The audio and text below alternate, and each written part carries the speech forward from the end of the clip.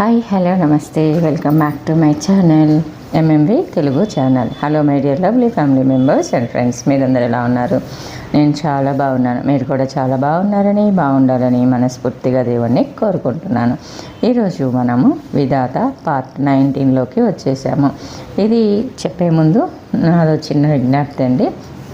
మౌన మేళనోయి last part, ఇంకా అదొక్కటే మిగిలింది. సో నాకు కొంచెం నోట్స్ ఇవ్వడానికి అంటే ఫ్లూయెన్సీ కుదరటలేదు. సో ఇది 2 ఎపిసోడ్స్లో అయిపోతుంది. అది నేను లాస్ట్ ఎపిసోడ్ విత్ నోట్సా వితౌట్ నోట్సా తెలియదు, కానీ నేనైతే ఇది అయిపోగానే దాన్ని లాస్ట్ ఎపిసోడ్ అప్లోడ్ చేసేస్తాను. సారీ ఫర్ ద డిలే, ఓకేనా? అర్థం చేసుకుంటారని ఆశిస్తున్నాను. ఇంకా 18లో విధాత 18లో ఏం జరిగిద్దంటే, హరిబాబు తేజేశ్వరరావు దగ్గరికి వస్తాడు కదా. వచ్చినప్పుడు ఇంకా తేజేశ్వరరావుకి హెల్ప్ చేస్తే నువ్వు ఏది అడిగితే అది ఇస్తానని చెప్తాడు తేజేశ్వరరావు. అప్పుడు ఏది అడిగినా ఇస్తారా అని అడుగుతాడు హరిబాబు. అప్పుడు పంకజానికి ఎందుకో కొంచెం అన్నట్లు అనిపించిద్ది అనమాట. ఇక సరే అక్కడి నుంచి వెళ్ళిపోయాక తేజేశ్వరరావు అది ఆరోగ్య సదనానికి వస్తాడు. అప్పుడు నైట్ డ్యూటీ దిగేసి ప్రతిమ బలవంతం మీద రూమ్కి వెళ్ళడానికి హాస్పిటల్ నుంచి బయటకు వస్తుంటే తేజేశ్వరరావు ఎదురొస్తాడు. రావడం కనిపించింది. సరే తండ్రి కూతుళ్ళ సంబంధం ఎక్కడికి పోతుందిలే, ఆమెను చూడడానికి వస్తున్నాడేమో అని అనుకుంటుంది ఇంకా మన రచన. అప్పుడు రవిచంద్ర మాటలు కూడా గుర్తొస్తాయి. అతను శత్రువే కావచ్చు, కానీ ఈ ప్రాంగణంలోకి అడుగుపెట్టిన ప్రతి వారిని పవిత్రమైన మిత్రభావంతో చూడాలన్న రవిచంద్ర ఆశయం ప్రకారం అతనికి నమస్కారం అండి అంటూ వినయంగా అతన్ని విష్ చేసింది. ప్రతిమని కలిసి రవిచంద్ర విషయం తేల్చుకోవాలని హడావుడిగా వస్తున్న తేజేశ్వరరావు రచనని చూసి ఆశ్చర్యపోయాడు. రచన గురించి విన్నాడే కానీ ఎప్పుడూ చూడలేదు. రచన అందం చూసి మర్తిపోయింది అతనికి. తన తల్లి కూతురు తప్ప ఆడవాళ్ళందరూ అతని దృష్టిలో ఒకటే. పంకజానికి మరో ఆడదానికి అతని దృష్టిలో తేడా లేదు. ఒక్క చూపులోనే ఆమెని పూర్తిగా చదివేసిన లుక్ ఇచ్చాడు. ఎంతైనా ప్రతిమ తండ్రి, తనకు తండ్రి లాంటి వాడే అన్న దృష్టితో అమాయకంగా అతని చూపుల్లోని విషయాన్ని పసిగట్టలేకపోయింది రచన. ఎవరమ్మాయి నువ్వు అని అడిగాడు తేజేశ్వరరావు. నా పేరు రచన అండి, ఇక్కడ డాక్టర్ని అని అంది. ఓహో, మా ప్రతిమ చెప్పిన లేడీ డాక్టర్వి నువ్వేనన్నమాట అని అన్నాడు. ఉన్నాడా మీ రవిచంద్రుడు వ్యంగ్యంగా అడిగాడు. రచనకి ఆ వ్యంగ్యం అర్థమైంది. లేడు, సాయంత్రం వస్తాడు అని చెప్పింది. డూ అంటున్నావు, నీకు రవిచంద్రకి అంత చనువు ఉందా అని అడిగాడు. సమాధానం చెప్పలేదు రచన. మా అమ్మాయి ఉందా అని అడిగాడు. లోపలుంది చెప్పేసి అక్కడి నుంచి గబగబా వెళ్ళిపోయింది. ఆమె వెళ్ళిన 2 నిమిషాలకి కానీ తేజేశ్వరరావు తేరుకోలేకపోయాడు. నడిచి వెళ్తున్న ఆమెని అలా చూస్తూనే ఉండిపోయాడు. ఏమిటో అనుకున్నాడు తను, కానీ ఈ పిల్ల అందం, చందం, ఫిగరు, పొగరు ముందు పంకజం దేనికి పనికొస్తుంది? ఎంతోమంది అమ్మాయిల్ని చూశాడు, కానీ ఆమెతో వచ్చే సుఖంతో పోల్చుకుంటే ఇంతకాలం తను అనుభవించిన సుఖం అంతా తామరాకు మీద నీటి బొట్టులా అనిపిస్తుంది. అప్పుడే మనసులో ఓ నిర్ణయానికి వచ్చేశాడు. ఆమెతో తన పడక సుఖానికి ముహూర్తం పెట్టేసుకున్నాడు. గబగబా మెట్లెక్కి పైకి వెళ్ళాడు. ఎవరో పేషెంట్తో మాట్లాడుతున్న ప్రతిమను గట్టిగా పిలిచాడు. ఆ పిలుపుకి ఉలిక్కి పడిన ప్రతిమ, నువ్వా ఇక్కడ? నమ్మలేనట్లుగా అంది. అవును నేనెవరినో నీకు ఇంకా గుర్తున్నానన్నమాట అన్నాడు. నానా, ఎందుకు వచ్చావు ఇక్కడికి అని అడిగింది. నీతో పర్సనల్గా మాట్లాడాలి, ముందు ఆ పేషెంట్ని పంపించేయి, పెరిగిపోతున్న కోపాన్ని అణుచుకుంటూ చెప్పాడు. 5 నిమిషాలు వెయిట్ చేశాక కానీ రాలేదు ప్రతిమ. చెప్పు, ఎందుకు వచ్చావు ఇక్కడికి అని అడిగింది. నిన్ను నాతో తీసుకెళ్దామని ఖచ్చితంగా చెప్పాడు. ఎక్కడికి అని అడిగింది. ఎక్కడికంటే మన ఇంటికి అన్నాడు. నేను రాను అంది. రాక అని అడిగాడు. ఇక్కడే ఉంటాను అంతకన్నా ఖండితంగా చెప్పింది ప్రతిమ. తేజేశ్వరరావుకి చిర్రెత్తుకొచ్చింది. ఇంటికి రాకుండా ఇక్కడే ఉండడానికి నీదేమన్నా నీ అత్తగారి ఇల్లు అనుకుంటున్నావా? కోపంగా అరిచాడు. అవును అని అంది ప్రతిమ. ఆ సమాధానానికి అతనికి తల తిరిగిపోయింది. అవునా అంటే అని అన్నాడు. ఇంకా అర్థం కానట్టు అడుగుతావేం నాన్న? నేను రవిచంద్ర గారితో ఉంటాను అని అంది ప్రతిమ. అదే, నీకు వాడికి ఏం సంబంధం అని అడుగుతున్నాను అన్నాడు. నువ్వు అనుకుంటున్న సంబంధం ఇప్పటిదాకా లేదు, కానీ ఇక ముందు కూడా ఉండదని హామీ ఇవ్వలేను అంది. ప్రతిమ అని అన్నాడు. అరవకు నాన్న, ఇలాంటి బెదిరింపులకి భయపడి నా ప్రేమని చంపుకునేంత పిరికిదాన్ని కాదు. మా ప్రేమకి ఎవరు అడ్డం వస్తారో చూస్తాను అనేసి అంది. తేజేశ్వరరావు ఇక కోపాన్ని ఆపుకోలేకపోయాడు. ఏమిటే చూసేది? నువ్వు వాణ్ణి మర్చిపోయావా? సరే సరే, లేదా? అతడి మాటలు ఇంకా పూర్తి కాకుండానే అంది. చూడు నాన్న, నువ్వు నీ కూతుర్ని ఇంత తక్కువగా అంచనా వేస్తావని ఊహించలేదు. ప్రేమని నిలుపుకోలేకపోతే ఈ ప్రాణాన్ని నిలుపుకునే అవసరం కూడా నాకు లేదు. నా ప్రేమకు విరుద్ధంగా నువ్వేం చేసినా ఆ మరుక్షణమే నేను ఆత్మహత్య చేసుకుంటాను. ఇంకా నువ్వు వెళ్ళొచ్చు. చెప్పాల్సింది చెప్పేసి గుమ్మం వైపు చూపించింది. తేజేశ్వరరావుకి ఇది ఊహించని విషయం. పంకజం చెప్పింది నిజమే. ప్రతిమ ఎంత మొండిదో తనకి తెలుసు. తనేం చేసినా కథ అడ్డం తిరుగుతుంది. పంతానికి పోయి కూతురి ప్రాణాలు పోగొట్టుకోవడం కూడా తనకిష్టం ఉండదు. తను వేరే పెళ్లి చేసిన ప్రతిమ చచ్చిపోకుండా ఉండాలంటే ఆమెకి రవిచంద్ర మీదున్న ప్రేమ చచ్చిపోవాలి. ప్రేమ చచ్చిపోవాలి. కానీ ఎలా అని ఆలోచిస్తున్నాడు. అలా ఆలోచించిన కొద్దీ క్షణాల్లోనే అతని పెదవుల మీద ఓ విషపు నవ్వు విరిసింది. వస్తాను ప్రతిమ, నువ్వు ఇంకా చిన్నపిల్లవు కాదు, మంచి చెడు తెలిసిన దానివి. సరే, నువ్వెవరిని పెళ్లి చేసుకున్నా నాకు అభ్యర్థన లేదు, కానీ నువ్వు పెళ్లి చేసుకున్న ఆ వ్యక్తి అంటే నా అల్లుడు నీకు తగినవాడై ఉండాలనేది నా ఉద్దేశం, అంతే అని విసువిసా వెళ్ళిపోయాడు. తండ్రి ఎందుకిలా దుమారంలా వచ్చాడో, వెంటనే ప్లేట్ ఫిరాయించి ఎందుకలా వెళ్ళిపోయాడో ప్రతిమకేం అర్థం కాలేదు. ఏది ఏమైనా కానీ రవిచంద్రను తను వదులుకోదు. కళ్ళు మూసుకొని ఎంతసేపు అలా ఉండిపోయిందో తెలియదు. హాయ్ ప్రతిమ, ఏమిటలా ఉన్నావు? అప్పుడే లోపలికి వచ్చిన రవిచంద్ర పలకరింపుతో కళ్ళు తెరిచింది. ఎదురుగా నవ్వుతూ నిలబడ్డ రవిచంద్రను చూసి అప్పటి వరకు తాను అనుభవించిన టెన్షన్ నుంచి రిలీఫ్ పొందినట్లు హాయిగా నవ్వింది ప్రతిమ. ఏమిటంత దీర్ఘంగా ఆలోచిస్తున్నావు అడిగాడు రవిచంద్ర. మీకు ఇంకో ఫజిల్ ఇద్దామని మాత్రం కాదు అంది అతని కళ్ళల్లోకి సుటీగా చూస్తూ. క్షణం తడబడ్డాడు అతను. ఆ తడబాటు ఆమె దృష్టిని దాటిపోలేదు. ఎందుకో ఆమె మనసు చివుక్కుమంది. రచన ఆరోగ్య సదనానికి వచ్చిన దగ్గర నుంచి రవిచంద్ర ప్రవర్తనలో, అలవాట్లలో వచ్చిన మార్పును ఆమె గమనించింది. తాను తొందరపడాలి. ఆలస్యం అన్ని వేళలా అమృతం కాదు. తాను ఇలాగే ఆలోచించుకుంటూ కూర్చుంటే చేతికి అందబోయే అమృత భాండం చెయ్యి దాటి మరో చేతికి అందే ప్రమాదం ఉంది. కానీ ఎలా అని ఆలోచిస్తుంది. పరోక్షంగా అతనికి తన మనసులోని మాటని అర్థమయ్యేలా చెప్పే ప్రయత్నం చేసింది. అతను అర్థమైనట్టు అర్థం కానట్టు తటస్థంగా ఉండి తనకు అర్థం కాని ఫజిల్లా మిగిలిపోయాడు. మనస్ఫూర్తిగా ప్రేమిస్తున్న వ్యక్తితో తన ప్రేమని వ్యక్తీకరించటానికి మనిషి పడే వేదన ముందు ఏ నరకమో సాటి రాదేమో. చిన్నగా నవ్వుకుంది ఆమె. డాక్టర్ రచన ఎక్కడుంది అడిగాడు. విపరీతంగా అలసిపోతేను నేనే రెస్ట్ తీసుకోమని పంపించేశాను అంది. తలదించుకొని చెప్పింది. వెరీ గుడ్ ప్రతిమ, నేను చేయలేని పని నువ్వు చేశావు. బొత్తిగా తన ఆరోగ్యం గురించి పట్టించుకోదు. థ్యాంక్ యూ వెరీ మచ్ ఆనందంగా అంటున్న అతన్ని అలాగే చూస్తూ ఉండిపోయింది ప్రతిమ. ఏమిటి నువ్వు అంటున్నది?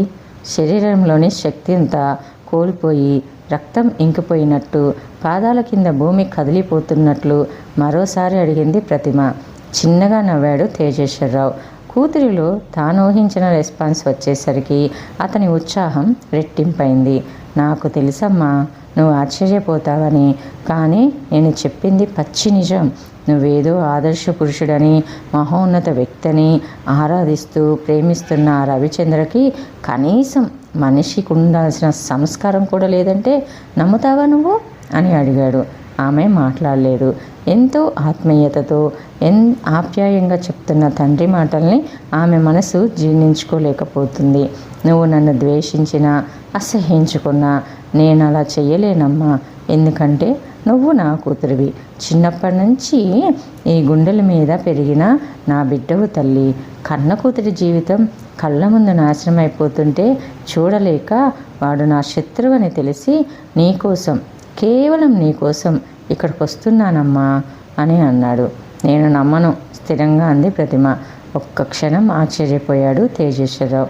ఉన్న విషయాన్ని కాస్త డ్రామాటిక్గా చెప్తే ఇట్టే నమ్ముతుందని ఊహించిన అతను కూతురి మాటలకు ఉవ్వెత్తున లేచిన ఆవేశాన్ని అతి కష్టం మీద నిగ్రహించుకొని చిన్నగా నవ్వి, నువ్వు అలా అంటావని నాకు తెలుసు.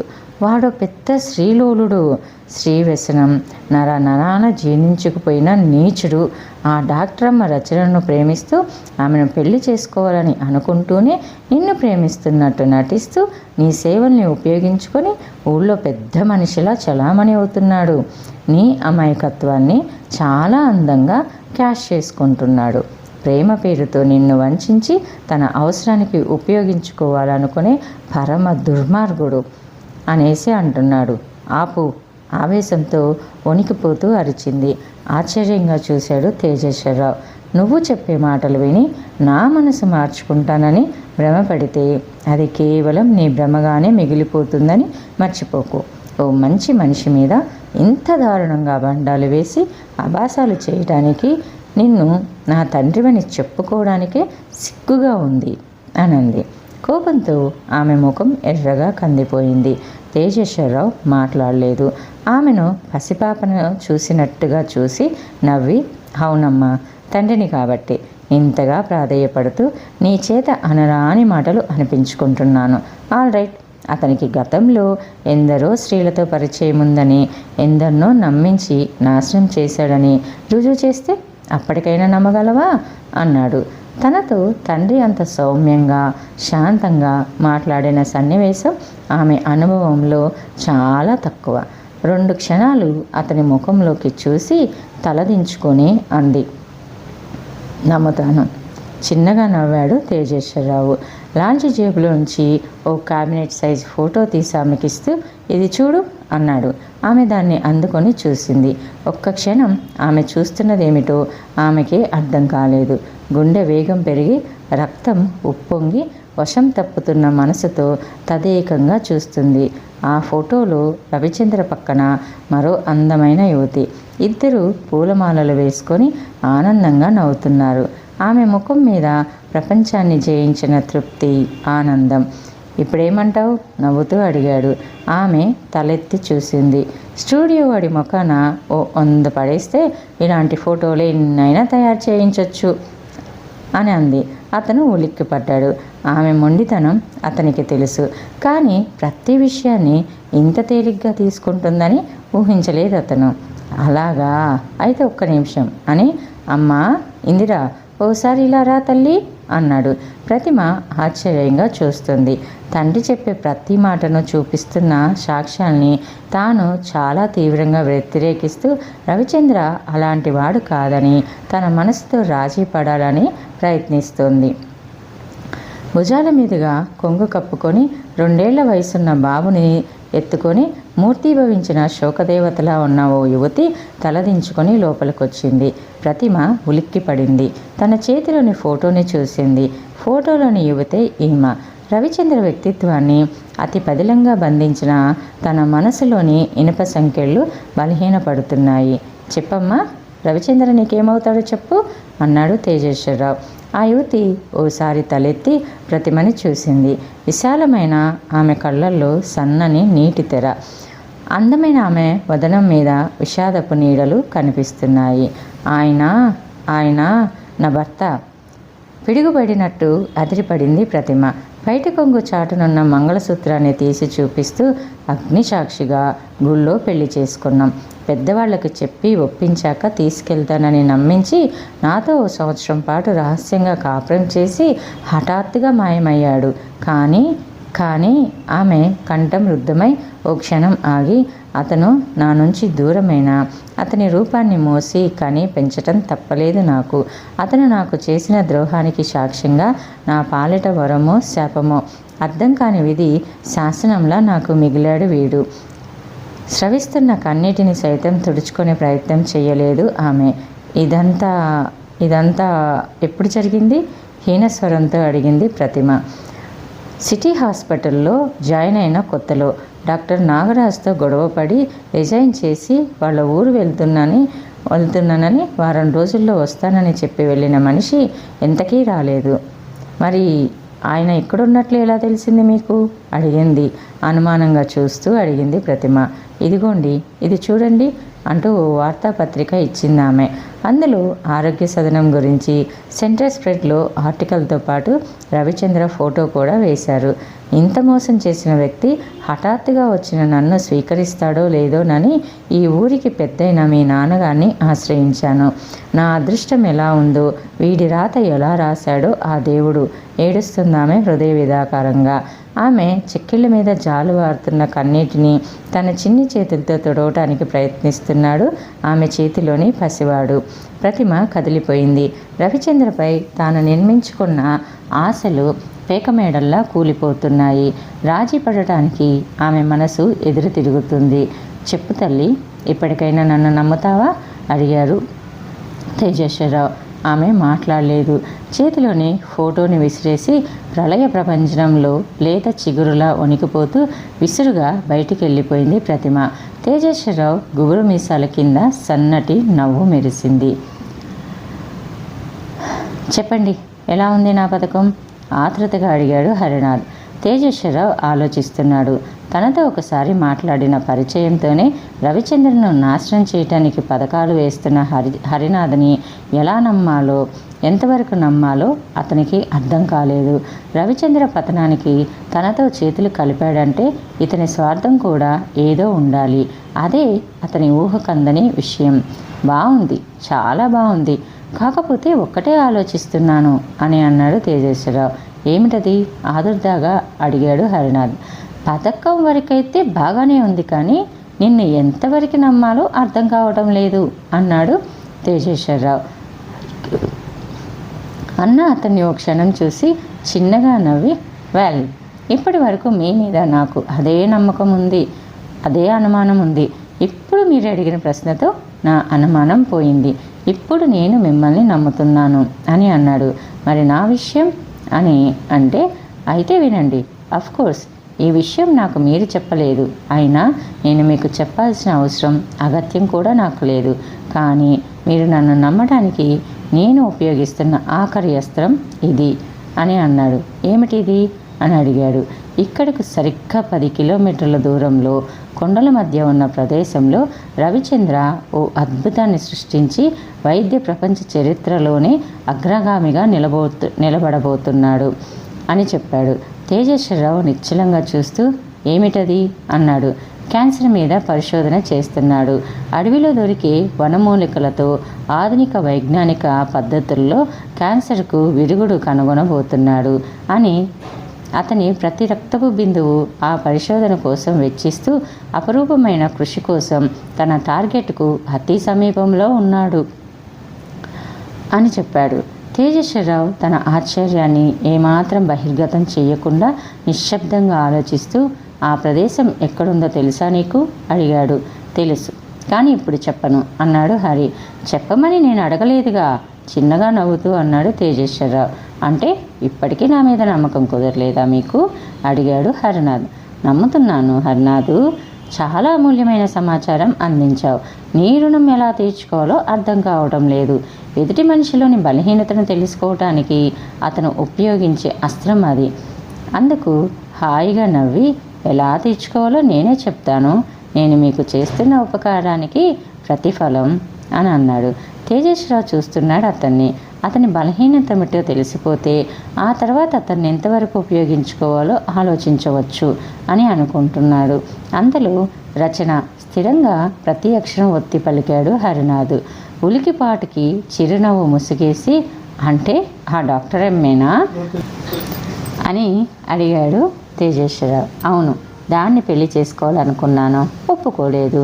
కనీసం ఒక్కసారైనా దానితో ఆవేశంగా అంటున్న అతన్ని చూస్తూ అర్థమైంది. అలాగే ఆ డాక్టర్ అమ్మను నీ వశం చేసే పూచి నాది అని అన్నాడు. Thank you sir. పట్టరాని ఆనందంతో అతని చేతులు పట్టుకున్నాడు హరినాథ్. అది సరే కానీ గ్లూకోజ్ బాటిల్స్కి బదులుగా విషపూరితమైన సెలైన్ బాటిల్స్ పెట్టి రవిచంద్రను దెబ్బతీయటం అంత సులభమైన పని అనుకుంటున్నావా అన్నాడు. అందుకు అనుకోను, దానికి మీ సహకారం కావాలి. ఒక్క గ్లూకోజే కాదు, సెలైన్, ఆపరేషన్కు ఉపయోగించే కత్తులు, కత్తెలు, ఇలా అన్నీ విషపూరితం చేస్తాను. ఒక్క రోజులో అంటే ఆ రోజు ఆరోగ్య సదనానికి వచ్చిన ఏ పేషెంట్ కూడా ప్రాణాలతో బయటపడడు అన్నాడు హరినాథ్. Very good. నీ పథకం ఎప్పుడు ప్రారంభిస్తావో చెప్పు, అప్పుడు నా పూర్తి సహాయ సహకారాలు నీకు అందిస్తాను అన్నాడు తేజేశ్వరరావు. థ్యాంక్ యూ, వస్తాను. చేతులు జోడించి వెళ్ళిపోయాడు హరినాథ్. నిద్రలో నడుస్తున్న దానిలా నడుస్తుంది ప్రతిమ. తండ్రి చెప్పిన మాటకు రాజీ పడలేకపోయింది. అతను చూపించిన ఫోటో చూసి నమ్మలేకపోయింది. కానీ ఆ యువతిని, ఆమె బిడ్డని చూశాక నమ్మకపోవటానికి ఆస్కారం కనిపించలేదు. అది నాటకమేమోనని తండ్రిని ప్రశ్నించే ఓపిక, శక్తి ఆమెలో సన్నగిల్లిపోయాయి. తన ప్రమేయం లేకుండా తాను ఊహించని సన్నివేశాలు వరుసగా ఎదురైనప్పుడు మనిషి విచక్షణ జ్ఞానం కోల్పోయి ఆలోచన శక్తి సన్నగిల్లి ఆవేశంతో తీసుకునే నిర్ణయాలు ఆమె నిజ జీవితాన్ని ఏ విధమైన మలుపు తిప్పుతాయో ఊహించడం కష్టం. రవిచంద్ర క్వార్టర్ ముందు నిలబడింది ఆమె. ఉవ్వెత్తున ఎగిసిపడుతున్న ఆవేశం అతని మీద కుమ్మరించి మనసు శాంతింప చేసుకోవాలని కసితీర అతన్ని తిట్టి తన ఆవేదన చల్లార్చుకోవాలని మెల్లగా కదిలి గుమ్మాన్ని సమీపించింది. పక్కన నవ్వులు వినిపించాయి. తలుపు తట్టబోతున్న ఆమె చెయ్యి అప్రయత్నంగా వెనక్కు వచ్చింది. పక్కనే ఉన్న కిటికీ కట్టంలో నుంచి నెమ్మదిగా చూసింది. రచన, రవిచంద్ర విరగబడి నవ్వుకుంటున్నారు. ఈజ్ లివేదిష్ బ్రహ్మాండంగా ఉంది కోడు అంది రచన నవ్వలేక అలసిపోయి. ఇదే కాదు, ఇలా ఎన్నెన్ని ఫజిల్సో చెప్పలేను. అయినా నాకు తెలియక అడుగుతాను, ప్రేమను వ్యక్తపరచడానికి ఇన్ని బాధలు పడాలా అన్నాడు రవిచంద్ర. ఐ లవ్ యూ అన్న 3 అక్షరాలు ముచ్చటగా చెప్పడానికి 3 చెరువుల నీళ్లు తాగించిందన్నమాట నవ్వుతూ అంది రచన. ఇంకా అక్కడ ఒక్క క్షణం కూడా నిలబడలేకపోయింది ప్రతిమ. పగిలిన హృదయంతో, విరిగిన మనసుతో, అవమానం, ఆవేశం, కోపం, కసి, ఆవేదనలతో సుడిగాలిలా తన గదిలోకి వచ్చి బెడ్ మీద వాలిపోయింది. ఇంతకు ఎవరా అమ్మాయి అడిగింది రచన. చెప్పను అన్నాడు రవిచంద్ర. సస్పెన్సా అడిగింది రచన. నవ్వుతూ అన్నాడు. కాదు, చెప్పడం నాకు ఇష్టం లేదు అంతే అన్నాడు. ప్రతిమ వెళ్ళిపోయాక జరిగిన మాటలివి. సరిగ్గా ఆ సమయంలోనే Tejeswararao city central hospital chief నాగరాజ్తో ఫోన్లో మాట్లాడుతున్నాడు. అవును, నేనే గొప్ప పథకం వేశాను. హరినాథ్ అని, అదే నీ దగ్గర పనిచేసిన కుర్రాడు హరినాథ్ గుర్తొచ్చిందా? వాడే మన వలలో పడ్డాడు. వాడిని అడ్డు పెట్టుకొని రవిచంద్ర గారిని దెబ్బతీయటం చాలా తేలిక. అందుకే నువ్వు డాక్టర్వి కనుక గ్లూకోజ్ సీసాలు, సెలైన్ సీసాలకు బదులు అచ్చం అలాగే ఉండి ఒక్క చుక్క శరీరంలోకి ఎక్కితే చాలు, చచ్చి ఊరుకునే విధంగా మందేదైనా ఉంటే అర్జెంటుగా తీసుకురా. అట్లాగే కైలాష్ కుమార్ గారిని కూడా తీసుకురా. ఉంటా మరి అని అంటూ ఫోన్ పెట్టేసి రిలాక్స్డ్గా సోఫాలో వెనక్కి వాలి చుట్ట వెలిగించి ఓసారి పిలిచి, ఒరే రవిచంద్ర, ఏ జనం నిన్ను దేవుడని పూజిస్తున్నారో అదే జనం చేత నిన్ను పిచ్చి కుక్కను కొట్టించినట్టు కొట్టించకపోతే నా పేరు తేజేశ్వరరావు కాదు. సిద్ధంగా ఉండహే అనుకున్నాడు. చీర్స్. ఆ అమావాస్య రోజు రాత్రి 8 గంటలకు రామపురంలో అతి పెద్దదైన ఆ భవనం మేడ మీద గదిలో ఆ 2 అక్షరాలు ప్రతిధ్వనించాయి. గాలి స్తంభించింది. ప్రకృతి నిశ్శబ్దంగా ఆ భవనాన్ని గమనిస్తుంది. కొద్ది గంటల్లో ఆ ఊళ్ళో జరగబోయే ఓ ఘోరానికి ఆ గదిలో పథకం తయారవుతుందని తెలియనని రామాపురం ప్రజలు వెచ్చగా హాయిగా నిద్రపోతున్నారు. ఎక్కడో ఓ పసిపాప ఏడుస్తుంటే తల్లి పాడుతున్న జోలపాట లీలగా వినిపిస్తుంది. కుక్కలు అరుస్తున్నాయి. దూరంగా ఉన్న అడవిలోంచి నక్కల ఊళ్ళళ్ళు అప్పుడప్పుడు వినిపిస్తూ వాతావరణాన్ని మరింత భయంకరంగా మారుస్తున్నాయి. పకాలను నవ్వాడు తేజేశ్వరరావు. నాగరాజు, కైలాష్ కుమార్లు ఆశ్చర్యంగా చూశారు అతన్ని. ప్రజాసేవ, అవునయ్యా, మీరు నేను ఆ రవిచంద్ర చేసేది ప్రజాసేవే కదా, మరి మనలో మనకిన్ని గొడవలు ఎందుకంట అన్నాడు గ్లాస్ కింద పెట్టి. నెక్స్ట్ ఏం జరిగిందో తెలుసుకోవాలి అంటే నెక్స్ట్ ఎపిసోడ్ వరకు వెయిట్ చేయండి. అలానే నా ఛానల్లో నేను చెప్పే స్టోరీస్ కనుక మీకు నచ్చితే తప్పకుండా మీ అమూల్యమైన సపోర్ట్ని నాకు మీ సబ్స్క్రైబ్ ద్వారా తెలియచేసి నన్ను మరింత ముందుకు తీసుకెళ్ళగలరని, నా స్టోరీస్ మీద మీ అభిప్రాయాలు, సూచనలు, సలహాలు ఏమైనా ఉంటే కింద కామెంట్ సెక్షన్లో తెలియచేయండి. ఓకేనా? Thanks for the watching. Bye bye, take care, see you soon again. మరొక కొత్త ఎపిసోడ్ తోటి మళ్ళీ మీ ముందుకు వస్తా. అంతవరకు సెలవు మరి.